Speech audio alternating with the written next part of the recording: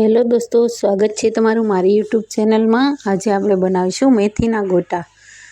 મેથીના ગોટા બનાવવા માટે સિમ્પલ અને સરળ રીત બતાવીશું તમને।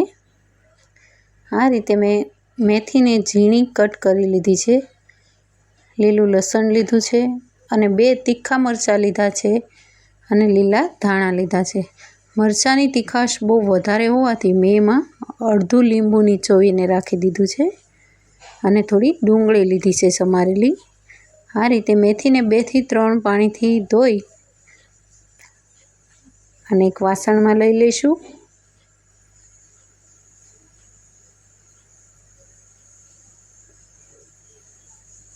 હવે એમાં સમારેલી ડુંગળી ઉમેરીશું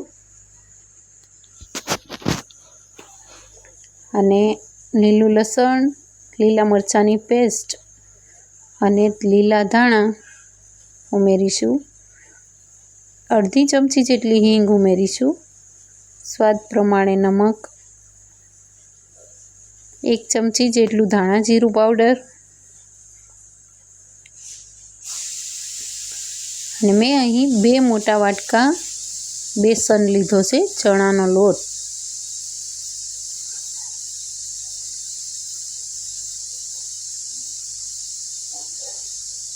હવે એમાં થોડું પાણી ઉમેરી અને બધું બરાબર મિક્સ કરી લઈશું।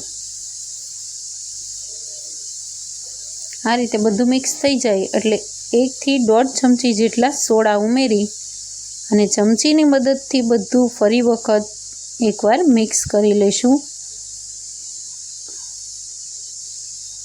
જ્યારે તમારે મેથીના ગોટાને તળવાના હોય ત્યારે જ એમાં સોડા ઉમેરવાના, અગાઉથી સોડા ઉમેરવાના નહીં, જેથી તમારા મેથીના ગોટા ખૂબ જ સરસ પોચા રૂ જેવા બનશે। હવે એક કડાઈમાં તેલ ગરમ થવા રાખી દઈએ। આ રીતનું બેટર તૈયાર થવું જોઈએ, જાડું।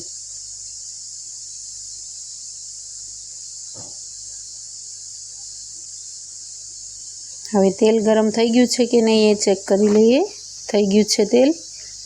હવે એક પછી એક આ રીતે તમારે તળી લેવાના છે।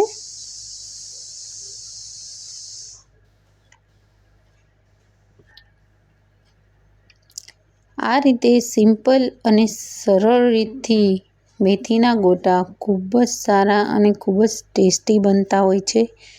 એકવાર જરૂરથી ટ્રાય કરજો, સિમ્પલ અને સરળ રેસીપી। અને જો તમે ડુંગળી ના પસંદ કરતા હોય તો તમે એને ન ઉમેરો તો પણ ચાલે।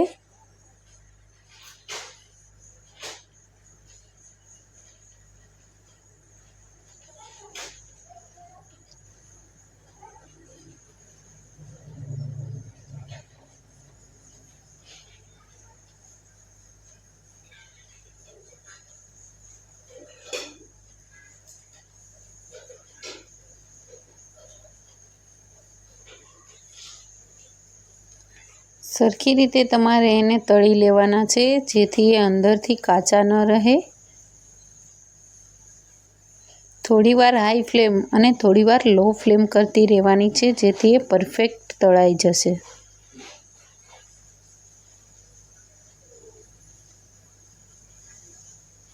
આ રીતે એક પછી એક ઘાણ તૈયાર કરી લેવાના છે તમારે।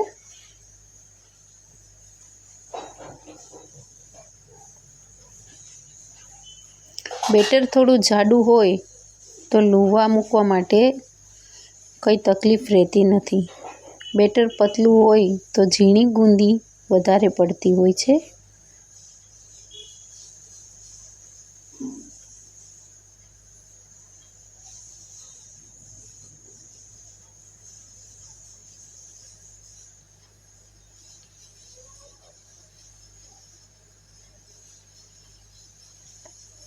જો તમને મારા વિડીયો પસંદ આવતા હોય તો મારા વિડીયોને લાઈક કરજો, તમારી ફેમિલી અને ફ્રેન્ડ્સ સાથે શેર કરજો, ચેનલને સબસ્ક્રાઈબ કરવાનું ભૂલતા નહીં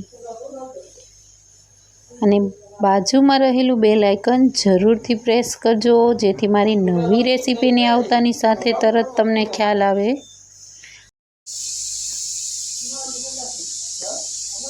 મારા બચ્ચાના ફેવરિટ છે મેથીના ગોટા, માટે તમે જરૂરથી ટ્રાય કરજો। અને તૈયાર છે પરફેક્ટ મેથીના ગોટા।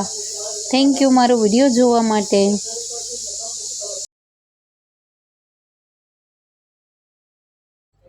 મળીશું નેક્સ્ટ રેસીપીમાં।